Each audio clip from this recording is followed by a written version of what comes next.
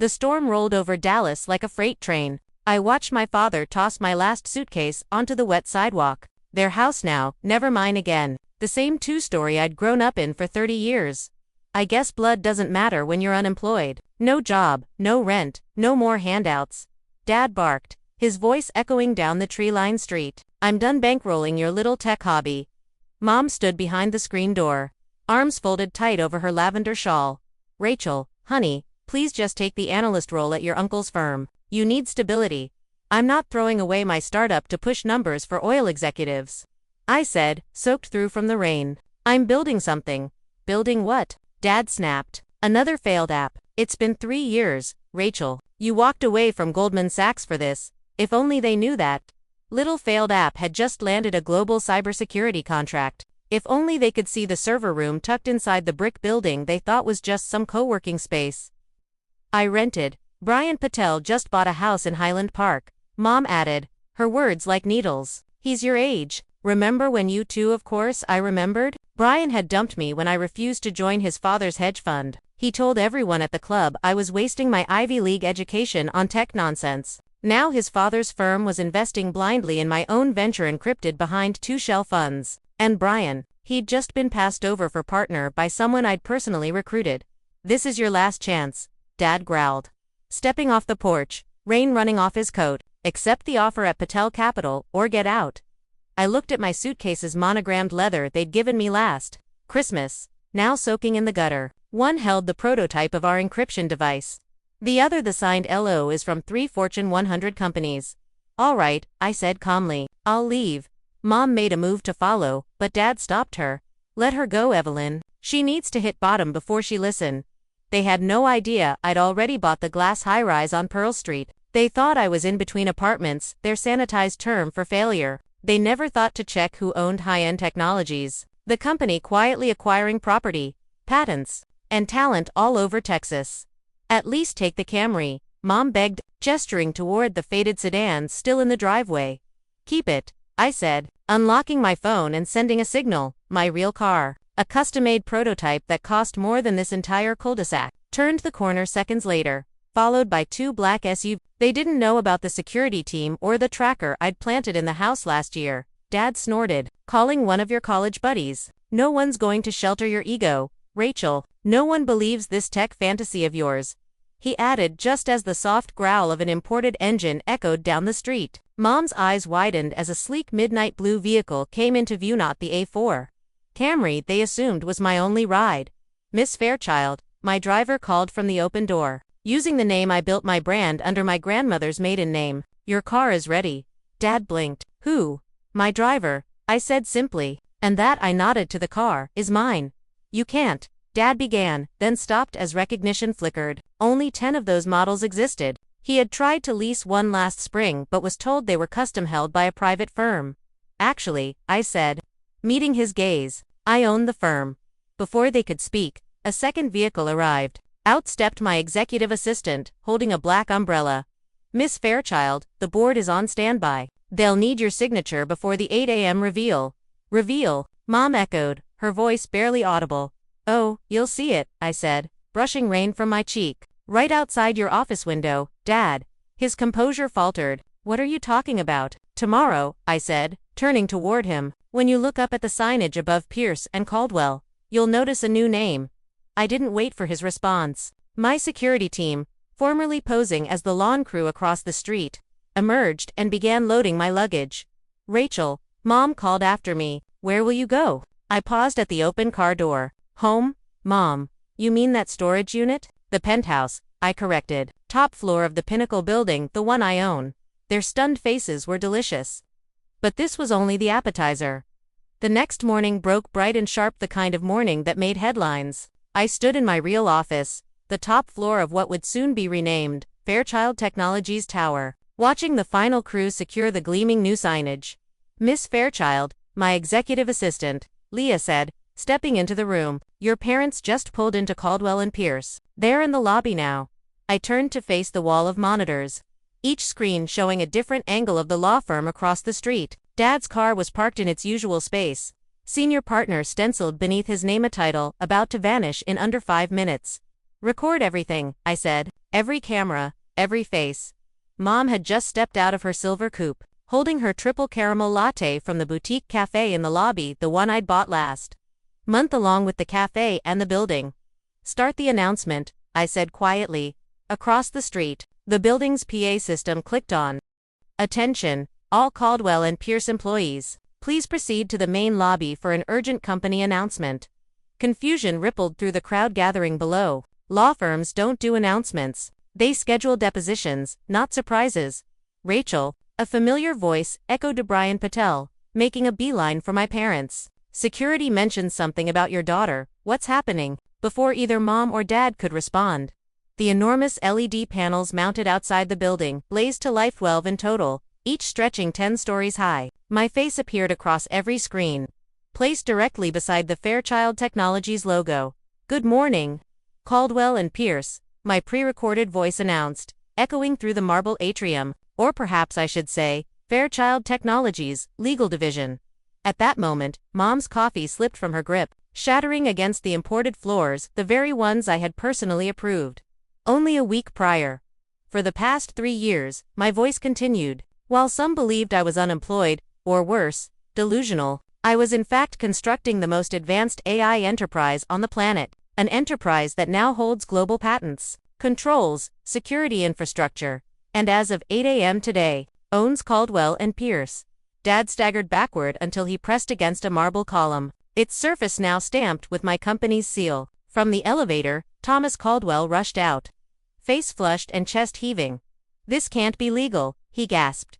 You would have known, would you? I replied aloud, my live voice carrying across the lobby as I stepped forward, flanked by my leadership team. Just as you supposedly knew who controlled Arcadia Holdings, or who submitted the AI patents you've been rubber stamping. The exterior screens shifted once again, scrolling through valuations, global acquisitions, and climbing stock charts. Caldwell and Pierce was merely the latest name to be swallowed by the very company they had mocked mine.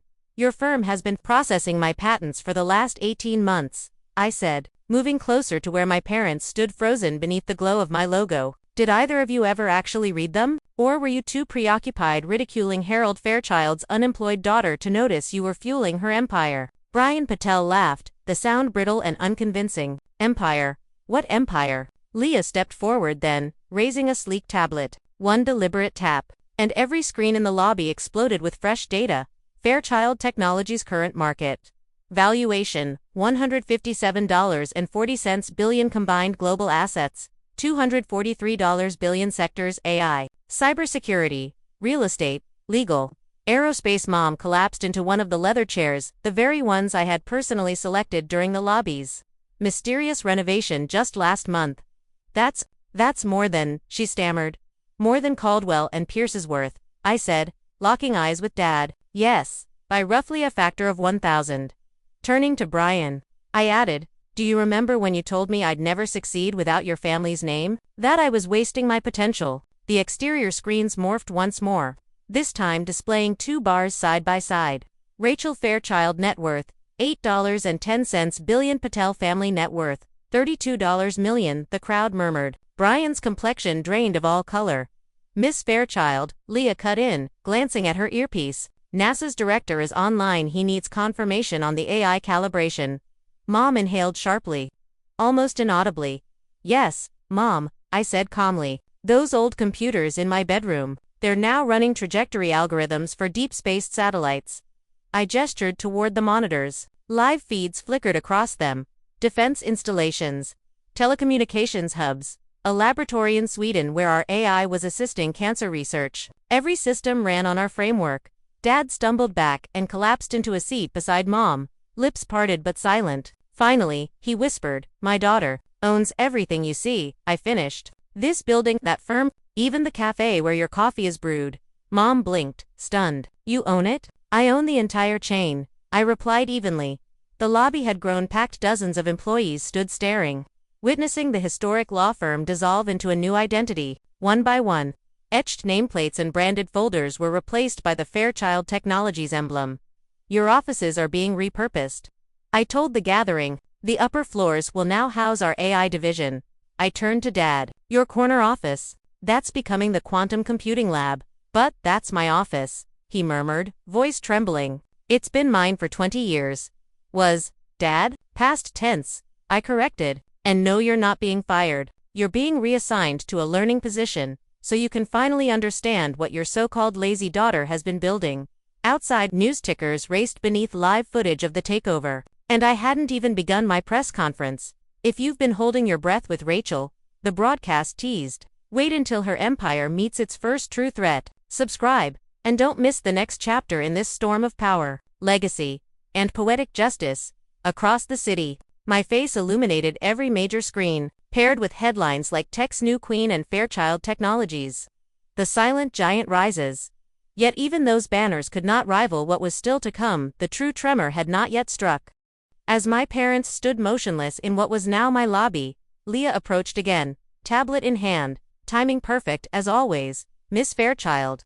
Shall we proceed with the global acquisitions overview? Global, Thomas Caldwell croaked, stepping forward, his face ghost. What global acquisitions? The monitors blinked, financial graphs dissolving into a luminous world map. Thousands of red dots appeared, glittering like a constellation, each one representing a company, facility, or parcel of land already under Fairchild Technologies' control. While you were all laughing at your unemployed daughter, I said, pacing toward the room's center. I was quietly assembling the most powerful private tech consortium in modern history. A notification chimed. Leah glanced down. The president's on hold, she reported, regarding the defense systems agreement. I switched the call to speaker. Yes, Madam President. Integration is complete. The Pentagon will have full AI access by noon. A collective gasp rippled through the room. No, the Chinese haven't cracked our encryption yet, I added. Mom's knees buckled. For 2 years, she had told her book club I had been searching for myself. Now, I was coordinating national security directly with the Oval Office. That's impossible, Brian muttered. You couldn't have achieved all this in just 2 years. I smiled faintly. 18 months, actually. The other 6 were spent acquiring real estate, including your family's favorite properties. The crowd gasped as the screens changed again. A Hamptons estate, the Aspen Chalet. A cliffside villa in Sicily once proudly owned by the Patel family now, all bore my company's logo. Last night, I told the silent lobby, my father threw my bags into the rain because I didn't have a job. Anyone care to guess my net worth today? Leah tapped a console, and a number filled the screens. Audible gasps rippled through the room. Thomas grabbed his son's arm for balance. That's more than the GDP of someone started. Of most countries combined, I finished. I turned to Leah. Let's complete the reveal. The map shifted once more. A banner scrolled across the bottom. Fairchild Technologies now holds controlling interest in 17 global banking institutions, processing over 60% of the world's digital financial transactions. At last, my father spoke. But those computers in your room, quantum processors, I confirmed, each one worth more than this entire building. And to think you once called me lazy, that tangle of wires you complained about. I gestured toward the wall of displays. It's now the backbone of global cybersecurity. The monitors updated again, revealing live feeds from Fairchild Technologies hubs around the world, quantum labs, AI research centers, aerospace command stations. In each, thousands of employees worked on systems reshaping every major industry. Ms. Fairchild, an executive, stepped forward. Tablet in hand. The Space Force General is requesting final approval for the Mars Colony AI systems. Mars Colony, my mother whispered, her voice trembling. I turned to her. Remember when you said I was wasting time reading science fiction? She nodded faintly. We launch next month. Want to see the designs? I tapped the console. A holographic projector came alive, displaying a 3D model of the settlement habitats, transport systems, energy grids, agriculture units, all shimmering in the air above the stunned crowd. Trillions in investment, I said. The future of humanity. My so-called unemployed daydream made real. I turned back to my father. By the way, that retirement fund you brag about, you might want to check who manages it now. He pulled out his phone with shaking hands. The Fairchild Technologies logo filled the screen. You manage my retirement? I manage everyone's retirement, I replied. 70% of all global pension assets, including Caldwell and Pierce's employee plans. Brian tried to interject. Well, surely the Bar Association isn't a subsidiary of Fairchild Legal, I cut in, along with every major U.S. law firm. Remember when you said I'd never succeed in legal tech? The screen switched again, showing a graph. Traditional legal services in decline. While Fairchild's AI-driven legal automation soared past them, document review, contract analysis, compliance tasks once mocked and now replaced by my system. I looked at my mother. Those society friends you said I embarrassed you in front of, tell them to check their phones. As if on cue, every device in the lobby buzzed. Headlines lit up. Fairchild Technologies CEO named world's youngest trillionaire. Rachel Fairchild reshapes global industry. I own their companies, I said softly. Their homes, their banks, that country club you clung to. I bought it last week along with every luxury resort in the portfolio. My father sat down again, visibly trembling. Rachel, we never knew. No, I answered. You didn't, because you never asked. Then came the final blow. Exterior screens lit up. Fairchild Technologies acquires entire Caldwell business empire, including overseas holdings. I turned to Brian. Remember that junior partner title you used to flaunt? He stayed silent. I own your title now, I said with a smile. In fact, I own every title in this building. Sunlight caught the new signage outside. Fairchild Technologies Tower Global Headquarters, AI Division. I faced the lobby. Shall we review the new organizational structure? I glanced at my father. You'll want to take notes. Your performance review is next week. As the transition briefing began, I watched their world collapse only to be rebuilt around mine. And this was just the beginning. If you've followed me this far, I want to hear from you. Have you ever been underestimated, pushed aside by those who were supposed to believe in you? Leave a comment below and tell me what you would have said walking out of that lobby. Your support reminds me I'm not alone in this journey. And if there's one lesson I've learned, it's this. Never wait for permission to pursue what sets your soul on fire. Build quietly. Rise on your own terms. And when the world finally looks up, make sure they see your name in lights.